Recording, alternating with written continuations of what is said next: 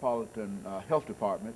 And of course, Ms. Lester, before we had our break, Ms. McClellan was explaining to us the pain that is generally associated with sickle cell diseases. And let me sort of shift the emphasis during this last period to talk about what might be considered sexually transmitted diseases, which would give you an opportunity to talk about AIDS, HIV, and some of the other problems, and then we'll have Ms. McClellan to help us wrap it up for today. Let's talk about some of these diseases and what the Metropolitan Hospital, Metropolitan Health Department is doing in terms of trying to meet the needs that we have in the community. You've mentioned STDs and HIV/AIDS. Those are, all of them are sexually transmitted diseases. Some of the ones that are not commonly talked about, especially on television, is chlamydia, gonorrhea, and syphilis. Syphilis has been nationwide decreasing, but we're finding in Nashville that that's not the case. And so the health department is looking at ways to get the information out into the community about the rising numbers of syphilis in our community. There's an increase, you're saying? It is increasing. And you've led me to go into some plans that we have about the community. We're looking at, our data is being pulled together as to what age group it's rising in, what sex it's rising in, and what race it's rising in.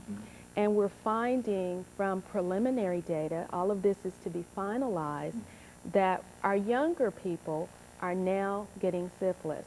Syphilis used to be a disease of middle to middle age, about 20 to 30 years of age, and now we're finding it in our 15-year-olds and 16-year-olds. So we have to get a message out there to our young people about how to protect themselves from the sexually transmitted diseases.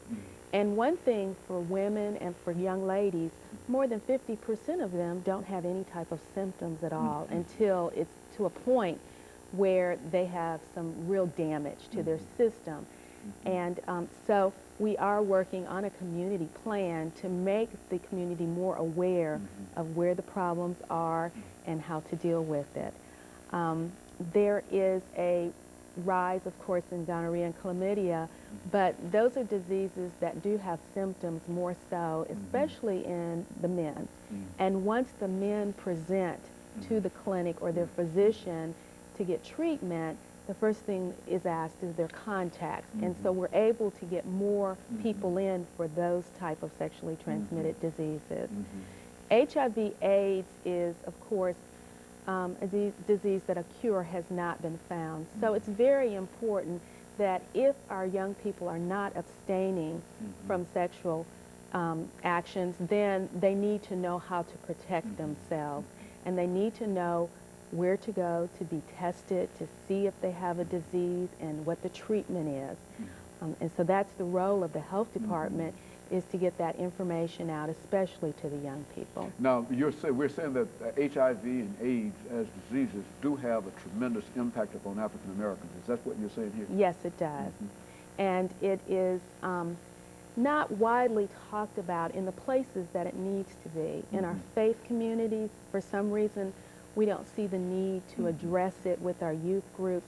And as the health department, we're encouraging our ministers and our youth leaders that yes, it does happen in our congregation and it needs to be talked about. And children will not become aware of the problems they'll encounter as adults if we're not willing to talk to them about it.